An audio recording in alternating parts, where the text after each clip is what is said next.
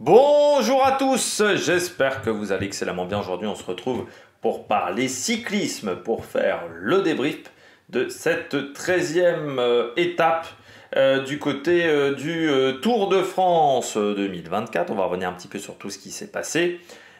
Coureur top, flop, bilan des Bleus, comme d'habitude, sur cette grande journée de bordure. N'hésitez pas à vous abonner à la chaîne, à réagir dans les commentaires, à mettre un pouce bleu, à partager la vidéo sur les réseaux sociaux, notamment auprès de vos proches. Si vous pensez que ça peut les intéresser, dans les commentaires, n'hésitez pas à me dire qui vous a plu, qui vous a déçu. Quand vous vous abonnez à la chaîne, vous pouvez rajouter la petite cloche, comme ça vous êtes au courant des dernières vidéos qui sortent sur la chaîne, notamment des vidéos cyclisme. Si vous avez les moyens et que vous voulez soutenir mon travail, vous pouvez faire un super thanks. Et là, on commence tout de suite par cette vidéo. Étape donc numéro 13, étape qui partait d'Agen vers Pau. Je vous avais dit hier soir, la météo avait changé dans l'après-midi, entre le moment où j'avais enregistré même la première partie et ensuite enregistré la deuxième partie. Les conditions climatiques s'étaient vraiment dégradées. Et au niveau du vent, le vent qui devait être de nord et en fait passer vers l'ouest un peu plus tard, enfin en début de matinée, on va dire, ce matin, sur les météos du matin, au départ ça devait être un vent de nord, donc c'était plutôt un vent d'eau, trois quarts d'eau, donc ensuite ça faisait un vent de côté. Donc on savait que ce matin au départ, y avait ce côté, il va y avoir des bordures et en plus on n'a peut-être pas pu les travailler comme on le souhaitait la veille, tout anticiper la veille, que ça allait être un petit peu rock'n'roll parce que ça allait être beaucoup de l'improvisation. Il y a eu beaucoup d'improvisation aujourd'hui. Et c'est ça qui a été intéressant sur cette étape. On va revenir sur la chute. La chute Van Gils avec Capiot. Chute dans le final. Pour moi, c'est faute de Capiot. Pardon. Pas du tout. C'est faute de Van Gils et pas faute de Capiot. Pourquoi? Je vais m'expliquer. Je le dis depuis des années, pour moi, un poisson pilote, ça s'écarte vers l'extérieur. Enfin, un poisson pilote, un équipier dans un sprint, ça s'écarte vers l'extérieur. Donc déjà, si je vous dis que c'est Capiot qui est en faute alors qu'il s'écarte vers l'extérieur de la route, c'est-à-dire déjà en plus je suis pas cohérent avec mes propos que je dis, que j'ai déjà dit à plusieurs reprises. Donc pour moi, un poisson pilote, ça doit s'écarter vers l'extérieur. Ce qui hier pour moi est le problème.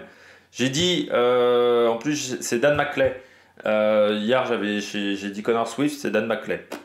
Je sais pas pourquoi j'ai dit Connor Swift, mais dans mon cerveau, voilà, il y a des petits mélanges. C'est la dyslexie, ça pose des petits problèmes de mélange.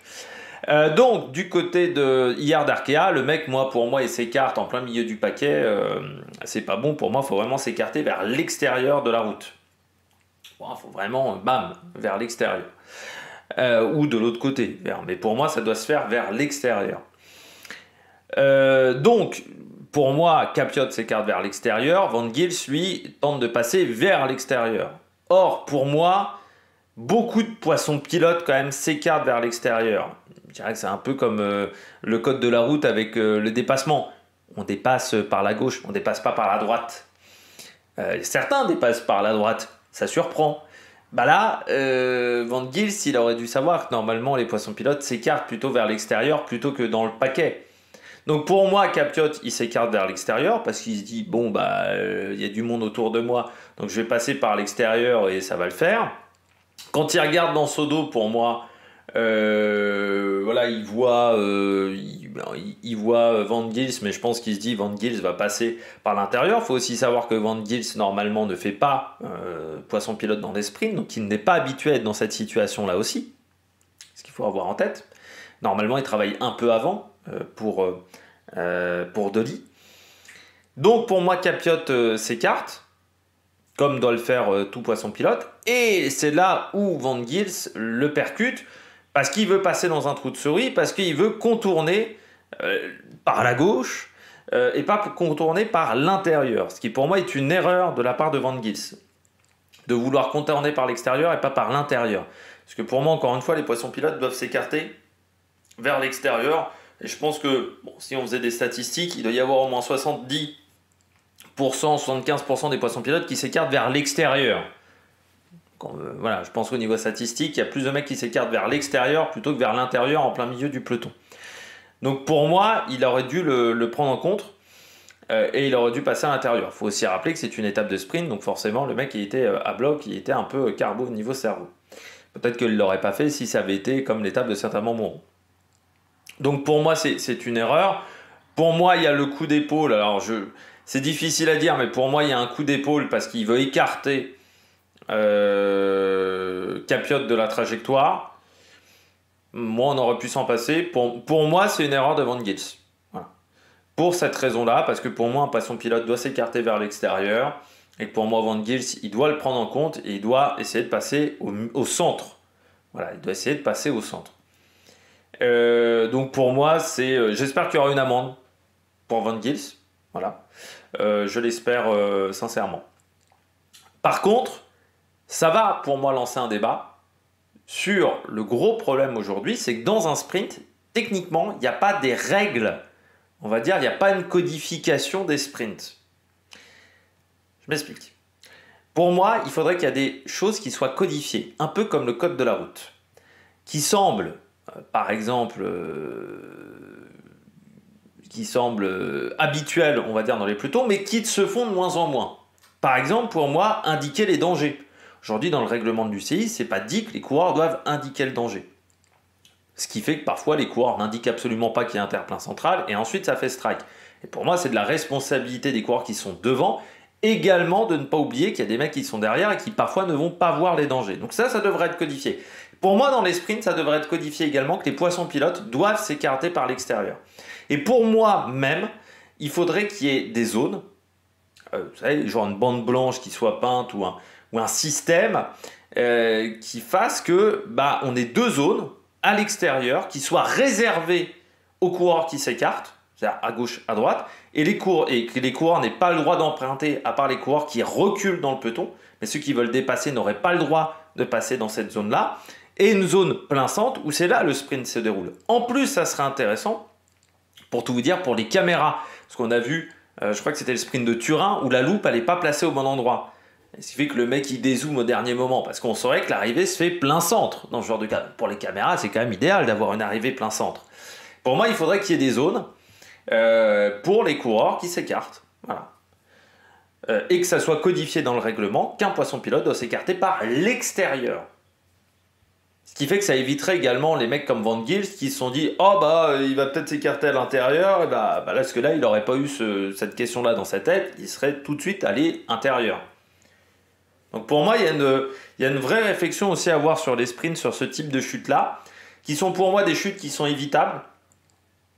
Voilà, c'est pas un mec qui attrape la roue, c'est pour moi une incompréhension entre deux coureurs, qui ne devrait pas exister cette incompréhension-là entre deux coureurs, parce que on devrait avoir des zones pour moi, pour que les coureurs puissent s'écarter. Voilà. Je pense qu'on a des arrivées où souvent on est quand même à 8 mètres, 9 mètres de large, on peut mettre une zone je sais pas moi, de 50 cm de chaque côté pour pas avoir ce genre de problème.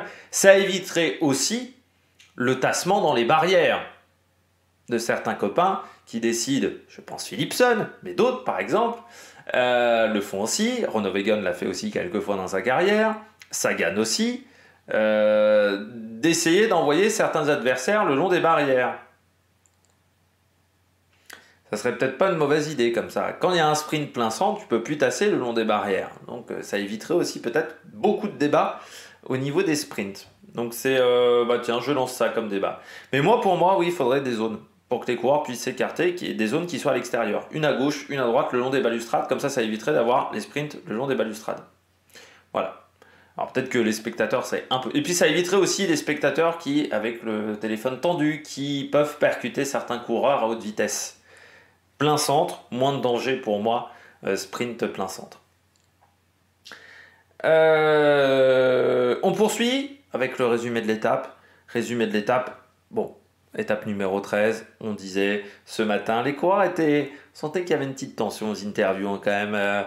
On sentait que les coureurs ne savaient pas trop comment ça allait se passer sur cette étape. Il y avait un peu d'improvisation.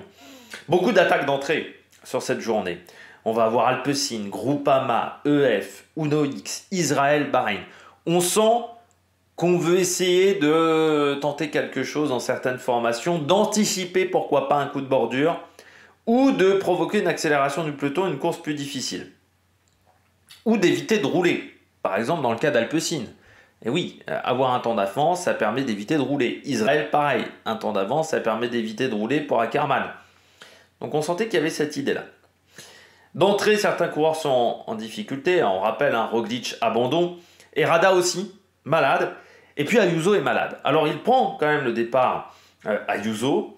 On va avoir un groupe à 161 km de l'arrivée qui va sortir. Une vingtaine de coureurs devant. Et puis Ayuso, lui, va abandonner à 140 km de l'arrivée à peu près pour Juan Ayuso. On peut même se demander si c'était une bonne idée de la part de la UAE de le mettre au départ, parce que véritablement, pour moi, on n'a pas pensé à l'intégrité du coureur. Burgodo, lui, va être lâché par ce groupe à 25 d'une grosse vingtaine de coureurs. Et puis la Visma et la Jayco qui vont arrêter de rouler à 145 km de l'arrivée. À ce moment-là, ce groupe de tête a 35 secondes d'avance sur le peloton. Et puis à 140 km de l'arrivée, la Visma bordure grâce à Wout van Aert. Et donc on va voir tout de suite la situation à 138 km de l'arrivée. Donc vous avez ce groupe numéro 1 où il y avait un problème, c'était Adam Yates, le mieux classé au général. Derrière vous aviez Julien Bernard, Tom Skuins du côté de la Lidl Trek, Poles pour EF avec Rui Costa. Vous aviez également Vandenbroek, Fuglsang, Grégoire, vous aviez Hugo Hull, vous avez Katkowski, Geniet, Abrahamson, Tratnik, Van Der Poel, Laurence pour la Alpecin, Van Moer pour la Lotto, Kort Nielsen, Lascano, Vandenberg, Mohoric, Dely, également le sprinter, et Ballerini. C'était la bonne opération pour Arnaud Dely parce qu'il était seul du côté des gros sprinters dans ce groupe-là. Parce que avec Axel Laurence, on va dire. Mais c'était plutôt une bonne nouvelle pour lui. Donc vous voyez ensuite la deuxième bordure avec Pogacar, Evenepoel, Vingegaard, Almeida, Jorgensen, Benoît, Van Aert, Campenart, Williams, Laporte, Ackermann. On peut noter quand même déjà la bonne performance d'Ackermann, mais aussi la belle performance d'Evenepoel dans les bordures aujourd'hui, car il ne s'est jamais fait avoir. Et ça montre quand même une grande intelligence de course de la part du Belge. À 131 km de l'arrivée, ce groupe va se relever. À ce moment-là, le groupe de tête, donc avec Adam Yates contre le peloton, il y a seulement 30 secondes d'écart. Tratnik va se relever du groupe de tête parce que du côté de la Visma Lease, je pense qu'on avait un plan et ce plan n'a pas fonctionné. Derrière, Jayco et Arkea roulent dans le peloton pour maintenir l'écart, ce qui fait qu'à 120 km de l'arrivée, l'écart remonte légèrement avec 1 minute, mais ça sera l'écart maximum. Derrière, Ineos roule avec Cofidis, avec Quickstep, avec Jayco, avec Decathlon. Et devant, certains coureurs filoches, on peut penser notamment à Katkowski qui ne donne pas 100% de leur force dans les relais. Donc on se retrouve à avoir une situation un peu d'incompréhension avec certains coureurs. Ce qui fait qu'à 95 km de l'arrivée, Kort Nielsen décide de relancer le groupe avec Julien Bernard, Katkowski et Romain Grégoire. Ces 4 hommes qui à 81 km de l'arrivée auront 45 secondes d'avance sur leurs anciens compagnons d'échappée, 1,26 sur le peloton. Donc ça c'est plutôt une bonne nouvelle. Ils arrivent à relancer et à recreuser un petit peu l'écart. Au sprint intermédiaire, Romain Grégoire est premier, Julien Bernard deuxième, et ça relance dans le groupe numéro 2, mais ce groupe numéro 2 sera repris par le peloton. À 66 km de l'arrivée, alors qu'on est à peu près à 1h30 de course, la moyenne est de 49,1 km/h. C'est pour vous dire qu'on n'est encore pas vraiment sur une journée de transition et sur une journée de repos pour les coureurs. Et à 60 km de l'arrivée, de nouveau des bordures. Oui, on sent que la Visma essaye de tout faire pour lâcher Pogacar, pour lâcher Remco Evenepoel, peut-être pour réussir à distancer également certains adversaires, faire mal. Mais là encore, on n'arrive pas véritablement à lâcher les meilleurs. Alors à ce moment-là, le groupe de 4 va être repris par la première bordure qui compte 43 secondes d'avance sur un peloton. Vous avez notamment Adam Yates, vous avez Félix Gall dans ce peloton, vous avez Almeida également, je crois, qui était dans ce peloton. Enfin voilà, il y avait quelques coureurs du général. Cavendish, lui, est lâché, il est à 1 minute 23. À ce moment-là, il ne reviendra pas. Au même moment, chute de Ilan Van Wilder qui va se mettre un petit coup sur le genou. voilà, qui va se retrouver être récupéré par le peloton. Mais pas trop de difficultés hein, pour Van Wilder, car à 40 km de l'arrivée, le groupe de devant, donc le groupe Visma Lease a Bike, la première bordure, est repris par le peloton. Ça ne veut pas dire que le rythme se calme, car derrière nous avons de nombreuses attaques, notamment Rasmus Stiller, Abrahamson, ou encore Ben Eddy, Carapaz, Bernal. Et nous allons avoir un groupe Carapaz, Tobias Haaland, Johannesson, qui va sortir. Et au même moment, vous avez Groenewegen et Christophe qui étaient dans le peloton qui sont lâchés. À Blachon, c'est Johannesson qui passe premier. Il passera également en tête dans la deuxième côte de Simacourbe. À 30 km de l'arrivée, Romain Bardet a un problème, mais il arrivera quand même à rester dans le peloton. La situation à 28 km de l'arrivée, le groupe Carapaz, Johannesson a 26 secondes d'avance sur le peloton et Groenewegen est à 1 minute 30. Groenewegen n'arrivera pas à revenir. À 23 km de l'arrivée, gros travail de Campenard du côté de la Lotto et de Van Gils aussi un petit peu, qui vont passer 2 gros relais, ce qui fait que l'avance de 26 secondes va tomber à 10 secondes et les coureurs de tête seront repris. À 19 km de l'arrivée, nouvelle attaque avec Grelier, Stuyven, mais qui ne marchera pas. Et puis 7 km après, eh bien Mathieu Burgodeau attaque, il revient sur Jasper Stuyven qui était toujours en tête de peloton avec Christophe Laporte. Rasmus Stiller lui a une crevaison, mais Burgodeau n'arrivera pas à s'entendre avec les deux autres hommes qui étaient précédemment dans l'échappée. Et surtout, le problème c'est Christophe Laporte qui ne veut pas passer un relais. On arrive dans le final où on sent que c'est assez débridé, hein. Il n'y a pas un train véritablement en place. Girmay un petit peu loin, alors Tennyson le met devant un petit peu trop tôt, ce qui fait qu'il va se retrouver un petit peu seul, pas très bien placé. Du côté de Philipsen, il va très bien se débrouiller. Le sprinter belge, il va remporter cette victoire d'étape qui va lui faire du bien au moral à Jasper Philipsen. On regarde tout de suite les sondages. Je vous avais posé 2 questions hier. Moi je les avais posées hier, mais vous les avez vues ce matin. La première question, Pascal Ackermann va-t-il gagner une étape sur ce Tour de France? Oui à 10%, non à 90%. Je vous ai pas convaincu hier avec Pascal Ackermann. J'ai bien senti dans mon débrief que je vous ai pas convaincu par Ackermann. Et puis deuxième question, c'était Groupama FDJ va-t-elle gagner une étape sur ce Tour de France? Oui à 28%, non à 72%. Je suis assez pour le non quand même, hein, moi aussi, parce que très clairement, du côté de la Groupama FDJ, les opportunités, on ne sait pas s'il y en aura beaucoup au final, parce que si c'est la guerre entre Pogačar, Vingegaard, et s'il n'y en a pas un qui craque rapidement, il n'y aura peut-être pas beaucoup d'opportunités pour les échapper en montagne. Et en plus, il faudrait que Gaudu batte quand même du Yates, du Henrik Mas aussi, potentiellement. Donc ça va peut-être pas être si facile que ça. Du Mentis aussi, qui sera certainement dans les échappées. Donc des Terrada aussi, donc ça va peut-être pas être si évident que ça. Et puis il y a Bardet, il y a Carapaz aussi, il y a Barguil. Est-ce que Gaudu est capable de battre ces coureurs-là? Romain Grégoire ici en montagne? C'est un peu une grande question quand même. Du côté de la note de cette étape, j'ai mis un bon 15 sur 20. Certes, il y a peu de conséquences pour le général, du côté du top 10. Par contre, ça reste quand même une belle étape de bordure. De toute façon, une étape de bordure, c'est toujours bien. Une étape de bordure, là, il y a toujours du spectacle, il y a des rebondissements, il y a du spectacle, c'est la bagarre, c'est le bordel, parce que tu sens que... En plus, ça, c'était vraiment le bordel aujourd'hui, parce que tu sens que beaucoup d'équipes n'avaient peut-être pas forcément prévu hier soir qu'il y aurait du vent. Donc, ce qui fait que dans les briefings et dans tout ça, je pense que ça a été fait un petit peu plus à la dernière minute. Donc, ça a été un peu plus de l'improvisation, je pense. La Visma, je pense, avait bien anticipé que cette étape-là, il y aurait du vent. Parce que quand tu vois le coup qu'ils ont essayé de faire à de nombreuses reprises, ça n'a pas marché, mais... Au moins, il y a eu du spectacle aujourd'hui, il faut bien le dire, du côté des différentes équipes. Et puis, je pense qu'ils ont été surpris aussi, Visma, c'est qu'ils mettent quand même Adam Yates devant. Je ne sais pas si c'était prévu par UAE qu'Adam Yates soit devant ou s'ils se sont dit « Ah bah là, il y a un groupe qui part, ça serait bien qu'on soit représenté ». Parce que c'est vrai que ça aussi, ça a peut-être fait que Visma a anticipé son envie de coup de bordure. Et peut-être qu'il l'aurait fait plus tardivement s'il n'y avait pas eu Adam Yates dans le groupe de devant. Eh bien, on regarde tout de suite le bilan des Bleus.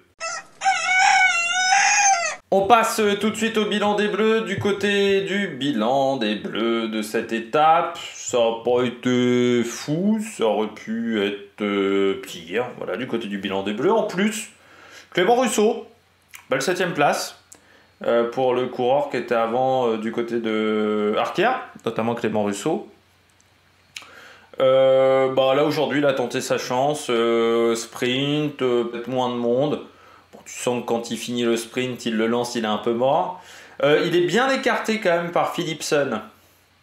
Quand on regarde le replay du sprint, comme maintenant les mecs commissaires ont décidé d'être sévères, je trouve quand même que Philipsen, qui gagne le sprint, hein, j'aurais rien dit si hier Desmar n'était pas déclassé, hein, pour tout vous dire, j'aurais rien dit si Desmar n'avait pas été déclassé hier. Mais comme les commissaires ont décidé d'être très tatillons cette année, si on est très tatillon, on peut presque dire que Philipsen il fait une vague qui s'écarte vers Russo. Alors, il gêne pas techniquement Russo, mais il fait quand même une belle vague Philipsen aujourd'hui. Et une vague qui est peut-être un peu trop prononcée. Et comme hier, pour moi, Cavendish, il gêne pas tant que ça au final Coquard. Il emporte un petit peu Coquard. Et moi, pour moi, Russo est obligé un petit peu de s'écarter de sa ligne à cause du mouvement de Philipsen. On aurait presque pu avoir un déclassement de Philipsen. Si les commissaires étaient très réguliers dans leurs décisions. Le problème en plus avec les commissaires, c'est qu'ils discutent jamais de leurs discussions, de leurs réflexions à la presse. C'est comme ce que font parfois maintenant quelques arbitres de Ligue 1. Je trouve c'est toujours intéressant de voir l'état d'esprit, de pourquoi ils ont pris telle décision. Là, ce qui nous manque aussi du côté du cycliste, c'est qu'on ne sait pas pourquoi quelle décision a été prise. On interprète, mais on ne sait pas ce que pensent les commissaires. Là, du côté de Russo, c'est vrai qu'on aurait presque... Regardez, Philipsen, il va s'écarter à un moment. Il contourne, je ne sais plus, je crois que c'est un cours d'Intermarché. Et quand il s'écarte, il va quand même loin, quand il s'écarte. Et ensuite, il contourne le bloc pour aller le long des balustrades. Mais ouais, c'est à la limite quand même du côté de Philipsen. On s'est beaucoup concentré sur la chute, un peu moins sur le sprint. Mais ouais, Philipsen, comme ils sont décidés d'être tatillons, on peut être tatillon jusqu'à un certain point. Et là, c'est vrai que quand tu déclasses hier Cavendish et Desmar, ça peut se discuter du côté de Jasper Philipsen. Après, les mecs vont croire que j'ai un problème avec les coureurs belges. Je vais me faire insulter dans les commentaires. Parce qu'il y a quand même un qui m'a dit « Tu dis ça sur Desmar parce qu'il est français, si ça avait été un belge, j'aurais demandé le déclassement. » Non. Parce que je me suis posé la question au départ, est-ce que je disais ça parce que c'était un coureur français? C'est rentré dans ma réflexion même. Après, je me suis dit non, le mouvement n'est pas pour moi assez prononcé pour déclasser. Mais du côté de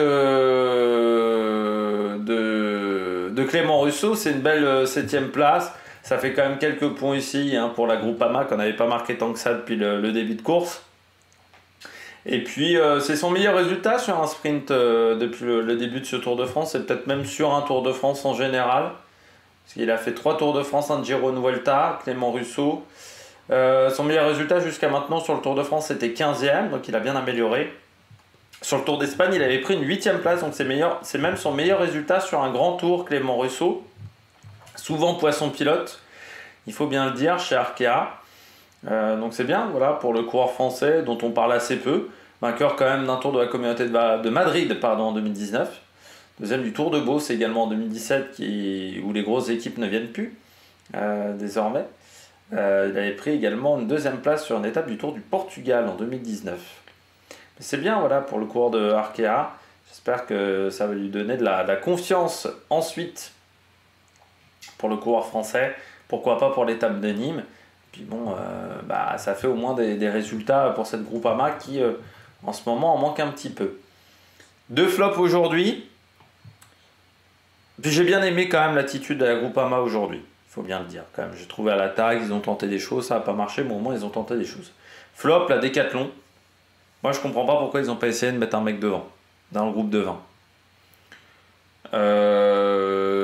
Parce que Félix Gall en plus sur les bordures, c'est pas le meilleur.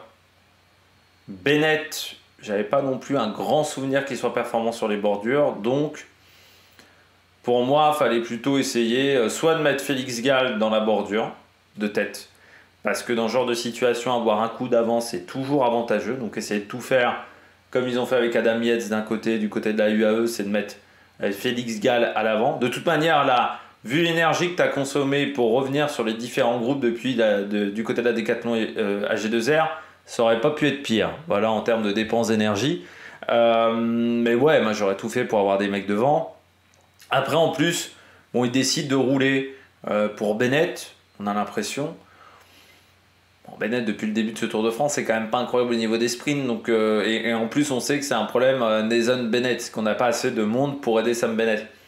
Donc, je vois difficilement pourquoi il y a eu cette idée à un moment de rouler pour Sam Bennett vers 120-130 bandes de l'arrivée. Et ensuite, on se refait réavoir par un coup de bordure. De nouveau Félix Gall, qui est bien un coureur d'une équipe française. Parce que pendant très longtemps, on était nuls sur les bordures. C'est vrai qu'AG2R a rarement été très fort sur les bordures. Et là, ils se font remanger une deuxième fois avec les bordures, obligés de refaire un énorme effort. Pour au final ramener l'Autrichien. Mais je me dis, si on avait mis l'Autrichien directement dans le groupe de tête, est-ce que ça aurait pas été mieux au final? Est-ce que au final il n'aurait pas été bien placé, Félix Gall? Tu vois, on aurait pu mettre Paul Lapera, pourquoi pas. Enfin, je trouve ça décevant aujourd'hui Décathlon, parce que je trouve qu'ils ont quand même consommé énormément d'énergie, alors que peut-être qu'en anticipant, tu aurais peut-être consommé moins d'énergie qu'en ayant toujours un coup de retard. Bon, au final, Félix Gall ne perd pas de temps aujourd'hui. Il gagne même des places au classement général.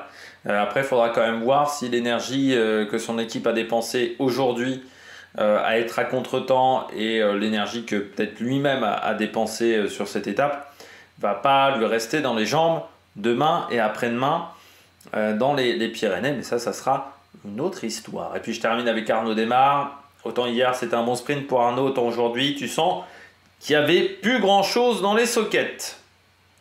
Du côté d'Arnaud, pourtant il est bien positionné dans le dernier kilomètre. Alors je pense qu'il est quand même un peu perturbé par la chute, parce qu'après la chute il perd 2-3 positions, mais il est plutôt bien positionné par Capiot à ce moment-là. Le problème d'Arnaud Démare, c'est que tu sens que il était déjà à fond de pédale, quoi. Il n'a jamais pu lancer son sprint. Les 40 derniers kilomètres avec ce rythme-là, ça a été presque fatal en fait à la journée d'Arnaud Démare. Donc c'est dommage parce qu'il reste une opportunité qui va être Nîmes. Ça va pas être facile de sauver sa saison sur un jour de course, parce que bon, Arnaud Démare, c'est presque ça. C'est presque sauver l'année sur une étape du Tour de France, ce qui va pas être évident pour le coureur Picard. Donc après, je sais pas s'il fera le tour. Il fait pas le Tour d'Espagne, Démare. Ça aurait pu être une idée. Du côté de sa formation. Je ne sais pas quel est son programme, Arnaud Démare. Ouais, il ne s'est pas indiqué, parce que ça pourrait être une idée, parce qu'on voit quand même que ça va de mieux en mieux. Après, là, 48 jours de course quand même, ça va caler sur le Tour d'Espagne avec 48 jours de course. Paris-Tour notamment et la Bretagne classique sont peut-être des courses plus intéressantes en termes de points. Mais bon, 2024 est quand même une année compliquée pour le coureur français. C'était loin d'être une année idéale du côté d'Arnaud Démare. Mais au moins, je pense que quand même sur les 2 derniers jours, il a un peu rassuré ses équipiers sur sa capacité à se placer. Ce qui est déjà là une bonne nouvelle. Allez, on regarde tout de suite les coureurs au top. Attaque de Marlou! Les coureurs au top du jour. Philipsen. Oui, quand je disais tout à l'heure avec Clément Rousseau, il change de ligne et tout ça, encore une fois, s'il n'y a pas le déclassement hier de Démare et de Cavendish que j'ai trouvé, pour Démare très sévère et Cavendish, je dirais que sévère comme depuis le début de saison, et du côté de Démare, c'est pour moi plus sévère que ce qu'on fait depuis le début de saison. Du côté des commissaires, je n'aurais rien dit sur Philipsen. Il a été très bon, Philipsen, dans son placement dans le dernier kilomètre. Parce qu'il faut quand même rappeler aujourd'hui que du côté d'Alpecin, on était décimé. Vu qu'hier, on a décidé que Craig Anderson devait attendre Jonas Rickaert, ce qui est pour moi une décision qui était extrêmement critiquable, ce qui fait que les deux se sont retrouvés hors délai. Eh bien aujourd'hui, au départ, on manquait un petit peu de main-d'œuvre pour rouler. Il faut bien le dire. La bonne idée, je pense, du jour, ça a été d'utiliser Van Der Poel et Axel Laurens dans le groupe de 23, 25, plus de 20 coureurs. Ça, je pense que ça a été la bonne idée. Ça leur a permis derrière de ne absolument pas rouler. Quand on sait qu'en plus Van Der Poel, serait peut-être malade aussi Van Der Poel, pas dans la forme de sa vie sur ce Tour de France, ça on peut bien le dire. Qu'Axel Laurens, assez discret aussi, le coureur français, donc tu savais que c'était peut-être pas forcément des coureurs qui allaient te servir sur la fin. Ça, c'était une bonne idée.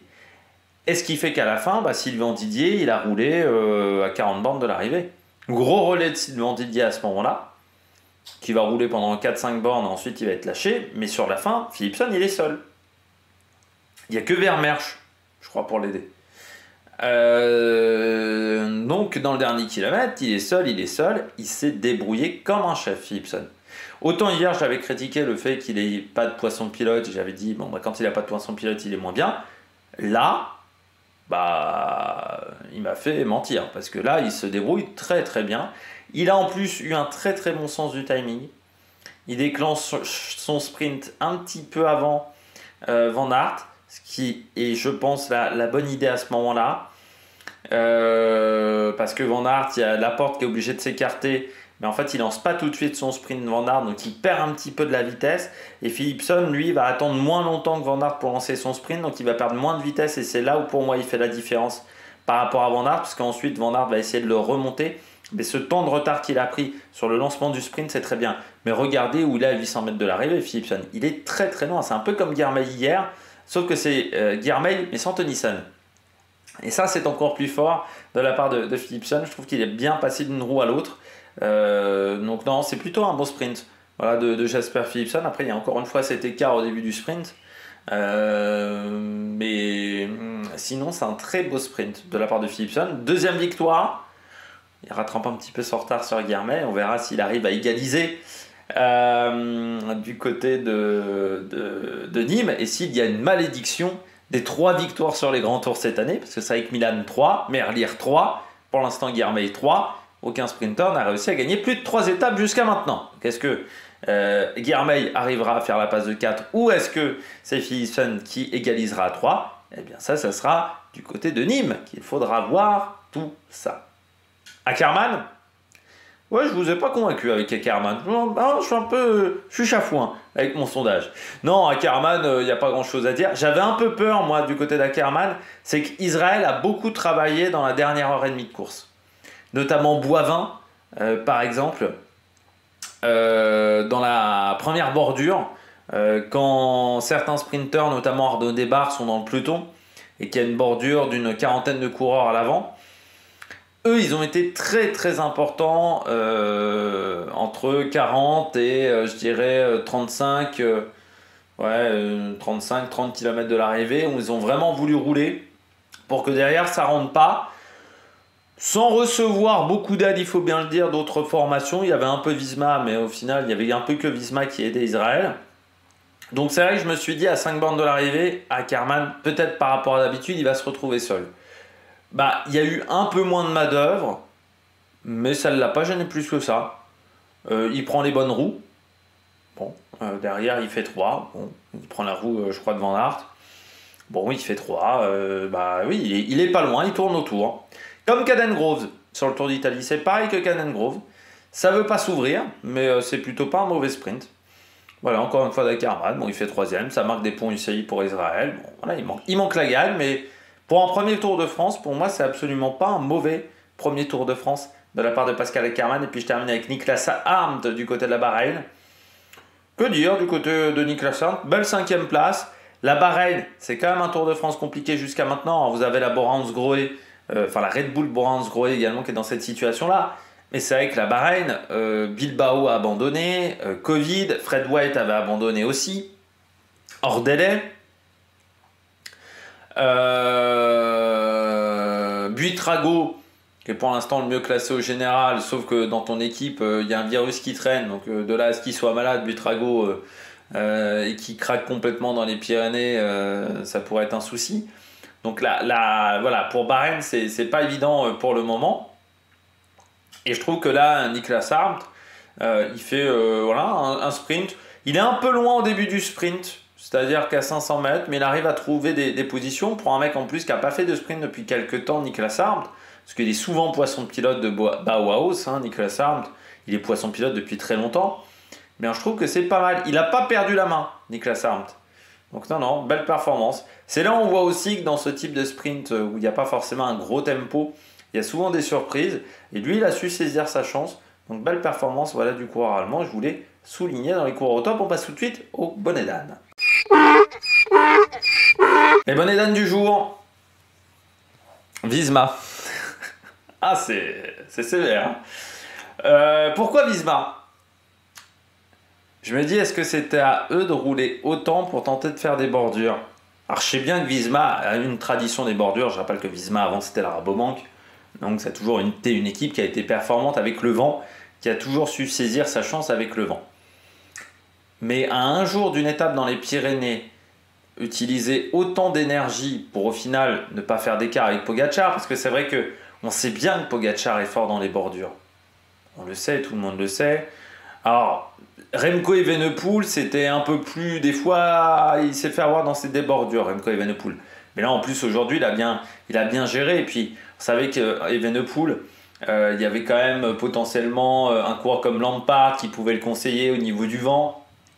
Enfin voilà, il y avait des coureurs quand même, Quick-Step, ça reste une équipe de base qui aime bien ce type de situation.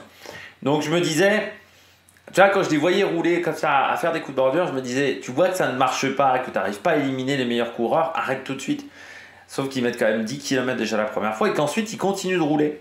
Notamment dans la dernière heure et demie de course où eux aussi ils ont été assez importants. Alors certes, il y a Van Aert, mais il y a un moment pour moi, il faut choisir ses objectifs. Pour moi, ton objectif c'est Vingegaard. Avoir deux objectifs en même temps, c'est compliqué. Surtout que, encore une fois, cette équipe-là n'est pas la meilleure en montagne pour le moment. Donc je trouve qu'ils ont consommé beaucoup d'énergie. Je pense au départ pour tenter de faire des écarts au niveau du général, ce qui n'a pas marché. Peut-être aussi qu'ils ont un peu paniqué par le coup de la UAE de mettre Adam Yates à l'avant, ce qui les a peut-être surpris. Mais bon, Adam Yates, il était quand même loin en général. Donc si aujourd'hui Adam Yates, il reprenait 2 minutes, 3 minutes, c'était pas un problème. Surtout que je pense que Vingegaard a compris qu'il était quand même pour le moment au-dessus d'Adam Yates. Donc pour moi, il fallait pas trop se fier aux coureurs du AE. Alors après, je ne sais pas s'ils se sont fiés à ça ou si ça a vraiment été une stratégie prévue le matin de tenter des coups de bordure à multiples reprises. Peut-être qu'il aurait fallu également un petit peu d'aide. Le problème, c'est que Roglic ayant abandonné, ça aurait pu être une aide, hein, la Red Bull Bora, qui est plutôt doué également dans cet exercice. Il y a les restes de l'époque Sagan, où ils étaient en capacité de faire des coups de bordure sur 100 bornes. Mais là, je pense qu'ils se sont... ils ont mis beaucoup d'énergie aujourd'hui. J'ai peur que ça leur manque demain. Alors, Van Aert fait deuxième. Bon, c'est pas un mauvais résultat du tout de la part de Wout Van Aert. Là, il est tombé sur plus fort que lui. Il n'a pas été gêné dans le sprint. Donc, voilà. Mais du côté de cette étape où Laporte a aussi mis beaucoup d'énergie, Jorgensen, il a roulé aujourd'hui. Hein. Est-ce que ça va pas manquer sur la fin de Tour de France au niveau des équipiers? Parce que, encore une fois, le problème de Vingegaard, c'est que je rappelle, il est quand même à une 16, qui peut potentiellement perdre encore 15 secondes sur le chrono à Monaco. Donc pour moi, il faut qu'il reprenne une 30. Pour reprendre une 30 face à Pogačar, c'est quand même mieux quand tu as une équipe solide autour de toi. Le problème, c'est qu'on a vu que l'équipe autour de lui était un peu légère. Et moi, je pense que c'était culotté de s'attendre à ce que Pogačar perde 1 minute 30 dans une bordure. Encore une fois, la seule fois où Pogačar a perdu du temps sur une bordure, sur le Tour de France, c'était Tour de France 2020. Et il faut rappeler que 5 km avant, il a un problème mécanique, il est obligé de changer de vélo. Donc, il était mal placé. C'était l'étape de Nîmes. Nîmes ou Carcassonne, je ne sais plus où arrivait cette étape, mais c'était dans ce coin-là. Et c'est parce qu'il était mal placé, parce qu'il venait de changer de vélo. Et son équipe était, à l'époque, faible par rapport à aujourd'hui. Donc, croire qu'on pouvait essayer de lâcher Pogačar sur une bordure, ça me semble quand même culotté. Remco Evenepoel, je crois que dès la première tentative, on a compris qu'il était bien attentif et qu'il n'allait pas se faire avoir aujourd'hui. Donc après, c'était quoi? Éliminer Rodriguez. Je pense que Vingegaard est quand même meilleur que Rodriguez pour le moment. Donc Soit c'est parce qu'il n'a pas confiance en ses capacités physiques pour les Pyrénées. C'est peut-être ça. Qui sent que les jambes sont peut-être pas bonnes. Je serais surpris, mais bon. Soit ça a été une stratégie qui était peut-être audacieuse au départ et intéressante au début, mais qui au fur et à mesure, rester dans la même stratégie sans changer d'idée alors que ça ne marche pas, n'était peut-être pas l'idée du siècle. Après, bon, on roule pour Van Aert, sauf qu'on voyait bien aussi qu'on avait quand même beaucoup de mal à mettre en difficulté certains sprinters. À part Démare, grosso modo, aucun des sprinters qui étaient dans ce fameux peloton n'arrivait à être mis en difficulté. On a viré Groenewegen, on a viré Christophe. Mais est-ce que c'est sur l'allure pour les coups de bordure? Je suis pas sûr. C'est aussi des mecs qui passent pas très bien les bosses, même si Groenewegen a progressé. Et Christophe, il me semble, pas au top de sa forme. Le coureur norvégien, et puis il est plus tout jeune aussi, Alexander Christophe, il faut bien le dire. Donc, ouais, je trouve que c'était culotté de le faire tout le temps. Et je pense qu'on a dépensé beaucoup d'énergie. Alors, Decathlon aussi, hein, en passant à dépenser beaucoup d'énergie, mais UAE aujourd'hui, ils se sont quand même beaucoup servis du travail des autres. Donc, et on voit que Pogačar, dans le duel psychologique, aujourd'hui, il nous a fait du Vingegaard, Pogačar. Il a sucé la route de Vingegaard pendant une grande partie de la journée. Voilà, ça a été son idée du jour. Donc, ça a plutôt bien marché parce qu'il n'a jamais été mis en difficulté non plus, Pogačar. Donc, puis peut-être que ça a énervé Vingegaard au bout d'un moment. Parce que il n'est pas habitué à ce qu'on lui suce la roue. Peut-être tant que ça, Jonas Vingegaard. C'est bien, le duel, il est pas que physique, il est aussi psychologique, hein, ce duel. Avec Vingegaard qui essaye de rentrer dans la tête de Pogačar, mais Pogačar qui essaye de ne pas se laisser faire. Deuxième bonnet d'âne, alors j'ai mis Ayuso. Je vais vous expliquer pourquoi. Bon, c'est vrai qu'Ayuso sur ce Tour de France, c'est une déception, ça n'a pas été exceptionnel. En plus, on a quand même eu l'impression qu'il courait un petit peu que pour sa pomme et pas vraiment dans l'intérêt de l'équipe. Donc ça, c'est un petit peu décevant.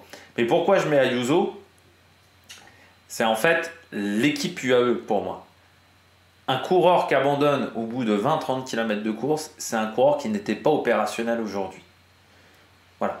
C'est pareil avec Bilbao. Bon. Pour moi, une équipe doit penser à l'intégrité physique du coureur. Pour moi, UAE n'a pas pensé à l'intégrité physique de son coureur. On sait que courir malade, ça peut avoir des conséquences. Ça peut avoir des conséquences sur le long terme, ça peut avoir des conséquences notamment de problèmes cardiaques, de malaise cardiaque. Ça peut fatiguer le cœur. Pour moi, faire courir Ayuso en sachant qu'en plus il était covidé, c'est-à-dire que quand vous êtes covidé, vous pouvez infecter plein de coureurs, je trouve que c'est une équipe qui ne prend pas ses responsabilités. On l'a vu, Morkov, Astana, covidé, bam, il se retire. On l'a vu chez Cofidis, Herrada par exemple ce matin malade, bon, on ne le fait pas partir. Bon, par contre, on avait fait partir, c'était pas Alexis Renard, c'était Izagirre qui était aussi malade. Mais je pense que dans les cas de Covid, on sait comment se diffuse facilement un virus dans sa peloton. Encore une fois, il y a eu des études qui ont été faites sur la capacité de propagation d'un virus. Et le virus de la Covid, grosso modo, si le leader du peloton a la Covid, le 150e du peloton, il peut la choper aussi. Enfin, c'était exceptionnel. Je trouve pas ça très intelligent. Je trouve pas ça très intelligent pour l'intégrité physique du coureur dans le futur. Et si en plus c'est pour qu'il abandonne 30 km après, j'aurais préféré qu'il ne prenne pas le départ directement. Alors c'est pas la seule équipe qui fait ça. Bahreïn, c'est des habitués à faire courir des mecs malades. Peut-être ce qui a coûté un malaise cardiaque à Sonny Colbrelli. Ils l'ont refait avec Bilbao hier, hein, parce que c'est vrai que certains m'ont dit qu'ils étaient au podium protocolaire du départ hier, et qu'ils ont vu la tête de Bilbao, et qu'ils se sont dit Bilbao, il avait une tête enfin, il n'avait pas dormi de la nuit, quoi, le mec. Donc, ouais, il faudrait peut-être aussi réfléchir à ce genre de situation. Je ne reviens pas non plus encore une fois sur le cas Vlasov. Casque cassé, enfin casque, le mec repart avec un choc sur le casque, on vérifie pas le casque, on vérifie pas le protocole commotion, le mec en plus est quand même fracturé la cheville. T'as l'impression vraiment que du côté de la Red Bull Bora-Hansgrohe, c'est tu marches ou tu crèves, quoi, vraiment dans cette équipe. Ça donne envie. Peut-être que Kenan Uttebrook a bien fait de la quitter en passant. Mais c'est vrai que là, pour moi, c'est encore une fois, c'est des équipes qui ne pensent pas à l'intégrité physique des coureurs. qui ne pensent pas au fait que bah, ça peut participer à ce que ça soit pas idéal pour des coureurs dans le futur. C'est aussi des équipes qui parfois mettent un peu la pression pour que des coureurs reviennent un peu trop tôt aussi, et on sait que notamment sur des fractures de la clavicule, ça peut avoir des conséquences sur la posture. Donc ouais, je pense qu'il faudrait... En fait, il faudrait qu'il y ait, encore une fois, sur un Tour de France, des médecins, que les médecins de la course puissent de temps en temps dire, bah là, dans ce cas-là, lui ne repart pas. Et en fait, à part au moment de la Covid, où, vous vous souvenez, il y avait des tests Covid, si les mecs étaient positifs, ils ne pouvaient pas partir. S'il y avait plus de 2 tests positifs dans une formation, l'équipe était dégagée. C'est la seule fois où, en fait, les médecins de la course pouvaient retirer un coureur de l'épreuve. Il faudrait peut-être leur donner un peu plus de pouvoir à ces médecins de course. Parce que dans certains cas, je trouve que certaines équipes ne pensent pas à l'intégrité des coureurs, ne pensent pas au futur des coureurs également, et que ça peut avoir des conséquences sur le long terme. Alors, j'espère pas pour Juan Ayuso. Je peux penser aussi à Sandy Dujardin. Alors oui, le coureur veut continuer, Sandy Dujardin. Oui, mais il a quand même le poignet pété, grosso modo. Si ça ne se remet pas correctement, s'il a des douleurs peut-être dans 2 ou 3 ans au niveau du poignet, il regrettera. Et oui, le coureur va finir, mais il y a un moment pour moi, c'est le médecin qui doit avoir le final cut. Et aujourd'hui, c'est le médecin de l'équipe qui a le final cut. Sauf que le médecin de l'équipe, il est payé par une formation. Donc on va lui dire, tel ou tel coureur, on ne le dégage pas. Blazov, par exemple, pourquoi il est parti? Médecin de l'équipe, c'est le lieutenant de Roglic. Roglic, à ce moment-là, il est 4e du Tour de France. On ne peut pas se séparer du lieutenant, donc tu le fais repartir coûte que coûte. Et on arrive après à des dérives. On arrive aussi parfois à des dérives de mecs qui prennent des antidouleurs, peut-être dans ce genre de situation, parce qu'ils ont eu une blessure, qu'on les a fait revenir plus vite, et puis après les mecs qui prennent des antidouleurs, parce que s'ils n'ont pas les antidouleurs, ils souffrent. C'est quand même une question qu'il faudrait remettre un peu plus sur la table. Je termine avec la Lotto, alors pas pour Van Gils, mais en fait la stratégie de la Lotto aujourd'hui. Bon, ce matin, très bien fait, tu mets Dely devant. Bon, en plus Dely, l'avantage c'est qu'il n'y avait pas trop d'autres sprinters avec lui. Dely, il est quand même un peu pas au top, donc il faut tenter un coup avec Arnaud Dely. Ok, pourquoi pas. Par contre, après, on a Van Moer qui se retrouve avec Stuyven qui relaie Stuyven à un moment. On a Campenart qui se fait péter le caisson en faisant un énorme relais à 23 bornes de l'arrivée qu'on ne voit plus après derrière. Enfin, il y a des moments où on se court après quand même chez l'auto aujourd'hui. Il y a vraiment des moments où j'ai pas compris la stratégie. Et puis après dans le final, Dely, il n'y a personne avec lui, à part Van Gils. En plus il est vachement loin quand même au kilomètre, parce que sans reprendre le cas Van Gils. Mais il est au-delà de la 15e place. Enfin, il est au-delà de la 10e place. Van Gils, il fait un énorme effort pour le replacer quand même, Dely. Dely était vachement loin. Ouais, en fait, il n'y a pas grand-chose qui a fonctionné correctement, je trouve. Campenart, il a fait beaucoup d'efforts, il a fait des gros relais, mais en fait, qui ont plutôt profité aux adversaires qu'à sa formation. Donc je trouve que ouais, du côté de la Lotto, c'était pas... On n'avait pas les yeux en face des trous aujourd'hui en termes de stratégie. Je trouve que ouais, ça marchait pas efficacement. Bon, allez, on regarde tout de suite les différents classements. On regarde tout de suite le classement pour cette étape entre Agen et Pau. Victoire donc de Jasper Philipsen devant Van Aert Akkerman. Le classement n'a pas changé.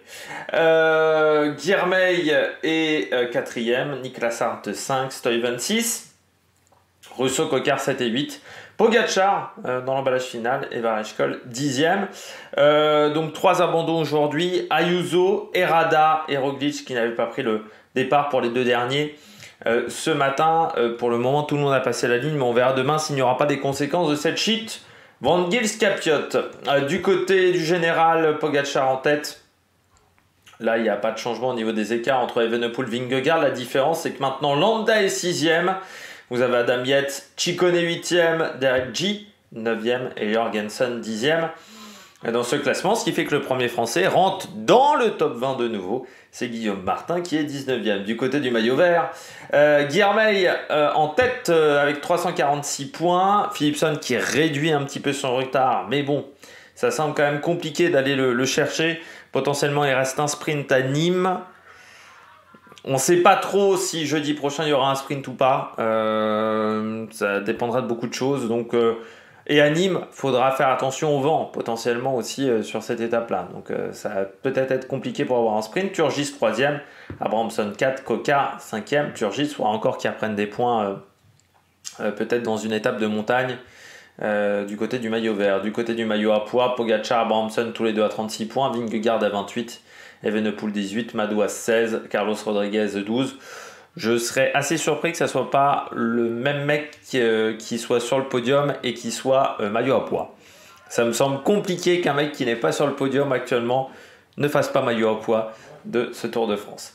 Du côté du maillot blanc, Remco Evenepoel en tête avec 3 minutes 34 d'avance sur Carlos Rodriguez. Ayuso n'est plus 3e, c'est Jorgensen, Buitrago 4. Et donc Benelli, 5e de ce classement. L'Irlandais a quand même 11 minutes de la première place de Remco Evenepoel. Et puis du côté des classements par équipe, UAE devant Soudal, Ineos, Visma, la Bahreïn qui passe 5e devant Lidl Trek et Bora et Movistar qui perdent des positions. C'est sûr que la Bora, étant donné qu'il n'y a plus Primož Roglič, ça va être beaucoup plus difficile de rester dans le top 5, d'accéder au top 5 de ce classement par équipe. Eh bien nous, on se retrouve demain. Demain, première étape pyrénéenne, présentation de l'étape à 7h, débrief entre 21h et 22h. Tout dépend s'il y a beaucoup de choses à dire ou non sur cette étape. D'ici là, n'hésitez pas à vous abonner à la chaîne, à réagir dans les commentaires, à mettre un pouce bleu. Allez, ciao ciao sur l'Amérique Production.